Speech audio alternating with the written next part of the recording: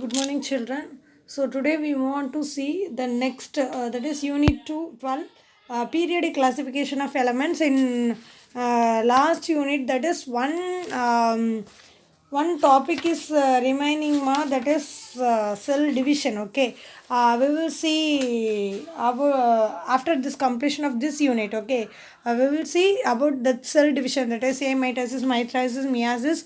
So we will see that cell division topic after completion of this unit, that is periodic classification of elements. Okay, today we want to see that periodic classification of elements.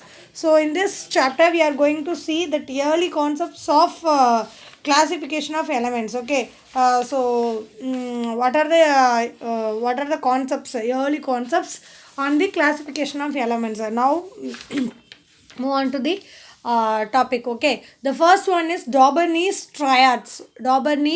Triads. Okay, in 1817, Daubernier, he's a German chemist. He suggested a method of grouping elements. So we already studied what is the need for the classification of elements. Then only classification using the if we classified means we can know that chemical properties, physical properties, structure. We know deeply about one element, and it is very easy to go that comparative study of that element with other elements, right?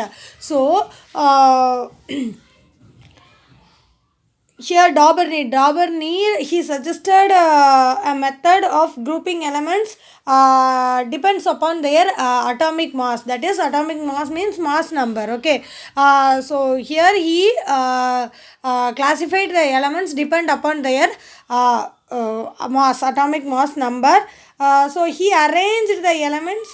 First, he arranged the elements into groups containing three elements. So in a group there are three elements. Okay, in each group there are three elements will be present, and the group is called as triads. Okay, tri means what?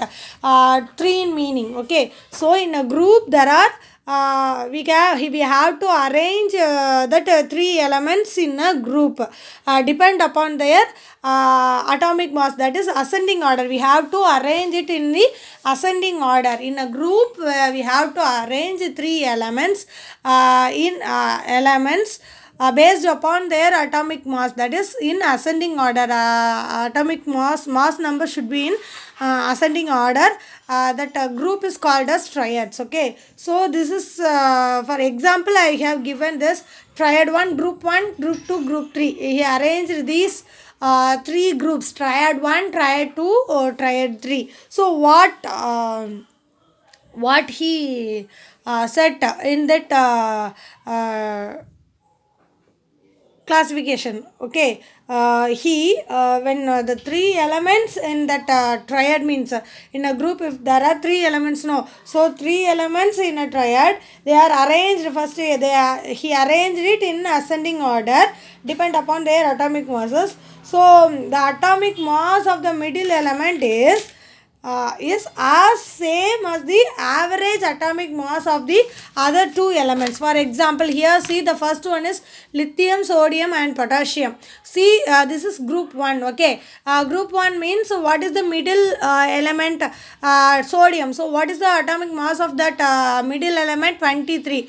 Then it is equal to the average of first and third element, that is 6.9. Lithium, what is that mass number? 6.9, and potassium 39.1. So what is the average? 6.9 plus 39.1 by 2, it gives 23. So that average mass of that first and third element is equal to the middle element. So this is the concept of the Daubernier triads. So here he depend upon this concept, he was able to arrange only three groups only. This is lithium, sodium, potassium, chlorine, bromine, iodine, and calcium, strontium and barium. Okay, so these are the three groups. Okay, so this is about Darbonis triads ma. Then so the next one is Newland's law of octaves.